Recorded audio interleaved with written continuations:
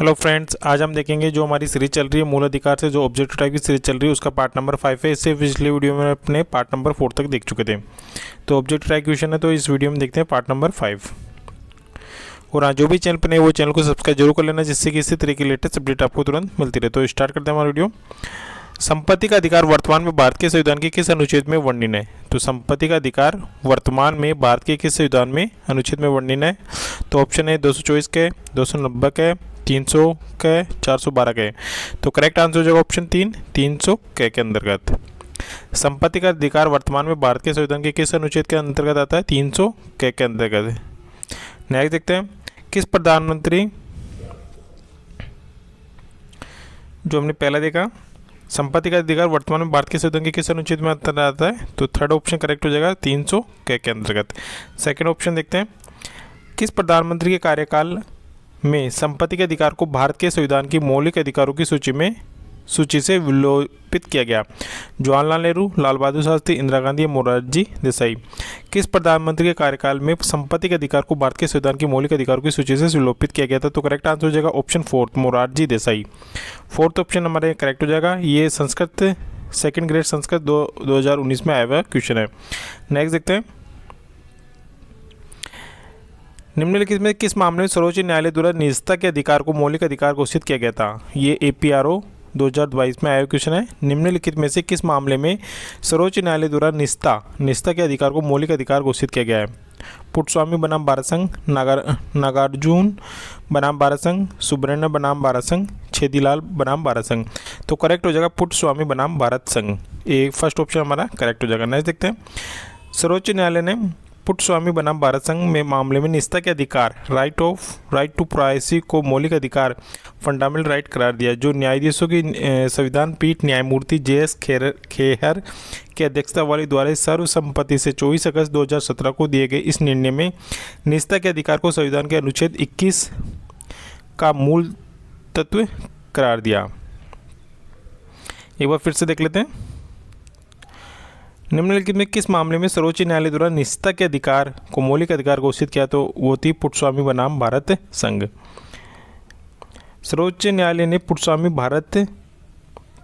बनाम भारत संघ के मामले में निजता के अधिकार राइट टू प्राइवेसी, निजता के अधिकार को मौलिक अधिकार फंडामेंटल राइट करार दिया। 9 न्यायाधीशों की संविधान पीठ न्यायमूर्ति JS खेहर की अध्यक्षता वाली द्वारा सर्वसम्मति से 24 अगस्त 2017 को दिए गए इस निर्णय में निजता के अधिकार को संविधान के अनुच्छेद 21 का मूल तत्व करार दिया। नेक्स्ट देखते हैं,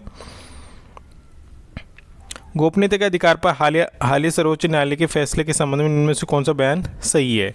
तो ये सेकंड ग्रेड सितंबर एजुकेशन 2017 में आया क्वेश्चन है। फर्स्ट हमारा आता है, गोपनीयता का अधिकार अनुच्छेद 21 के आंतरिक भाग के रूप में घोषित किया गया जो जीवन और स्वतंत्रता की सुरक्षा करता है। सुप्रीम कोर्ट के 10 न्यायाधीशों की पीठ ने यह ऐतिहासिक फैसला दिया। यह निर्णय भारत के मुख्य न्यायाधीश JS खेहर की अध्यक्षता में खंडपीठ में दिया था।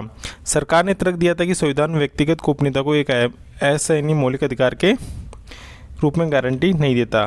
तो इसमें जो क्यूट सही है कौन सा होगा? फर्स्ट सही उत्तर चुने। तो फर्स्ट थर्ड और फोर्थ, यानी सेकंड इसमें नहीं है। इसमें एक तो हो जाएगा फर्स्ट, थर्ड और फोर्थ, तो ये गलत हो जाएगा हमारा। फर्स्ट सही होगा, गोपनीयता अधिकार अनुच्छेद 21 के एक आंतरिक भाग के रूप में घोषित किया गया जो जीवन और स्वतंत्रता की सुरक्षा करता है। ये निर्णय भारत के मुख्य न्यायाधीश JS खेहर के अध्यक्षता खंडपीठ ने दिया था। सरकार ने तर्क दिया था कि संविधान व्यक्तिगत गोपनीयता को एक असहनीय मौलिक अधिकार के रूप में गारंटी नहीं देता। नेक्स्ट देखते हैं, संवैधानिक उपचारों का मौलिक अधिकार किस अनुच्छेद के अंतर्गत दिया गया? 14, 18, 21 या 32। तो करेक्ट हो जाएगा 32। संवैधानिक उपचारों को मौलिक अधिकार किस अनुच्छेद के अंतर्गत दिया गया? 32, 32 के।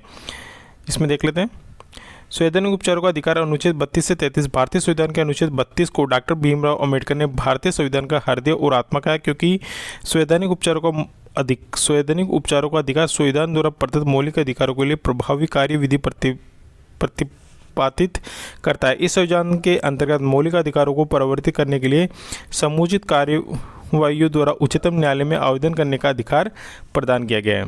नेक्स्ट देखते हैं,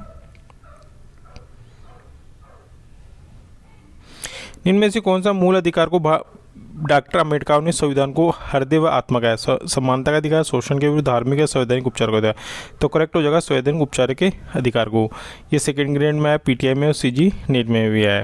तो निम्न में से कौन सा मूल अधिकार को डॉक्टर भीमराव अम्बेडकर ने संविधान की हृदय व आत्मा का है? तो संवैधानिक उपचारों का अधिकार। इंपॉर्टेंट है, याद रखना, हर एग्जाम में क्वेश्चन पूछा गया है। नेक्स्ट देखते हैं, भारतीय संविधान के भाग 3 को किस संविधान की अंतरात्मा का है? भीमराव अम्बेडकर ने, जवाहरलाल नेहरू ने, सच्चिदानंद सिन्हा, डॉक्टर राजेंद्र। तो करेक्ट हो जाएगा डॉक्टर भीमराव अम्बेडकर ने। भारतीय संविधान के भाग 3 को किसने संवैधानिक की अंतरात्मा कहा? तो भीमराव अम्बेडकर जी ने कहा है। नेक्स्ट देखते हैं, भारतीय संविधान ने अनुच्छेद 32 में प्रदत्त मूल अधिकार कौन सा है? समानता का अधिकार, स्वतंत्रता का अधिकार, शोषण के विरुद्ध अधिकार, संवैधानिक उपचार का अधिकार। तो भारतीय संविधान के अनुच्छेद 32 में प्रदत्त मूल अधिकार कौन सा है? करेक्ट हो जाएगा संवैधानिक उपचार का अधिकार। फोर्थ ऑप्शन हमारा करेक्ट हो जाएगा। तो आपने देखा ऑब्जेक्टिव क्वेश्चन की जो सीरीज चल रही थी उसका पार्ट नंबर 5 था। और जो भी चैनल में नए वो चैनल को सब्सक्राइब जरूर कर लेना, जिससे किसी तरह के लेटेस्ट अपडेट आपको तुरंत मिलती रहे। तो आज के लिए इतना ही, धन्यवाद।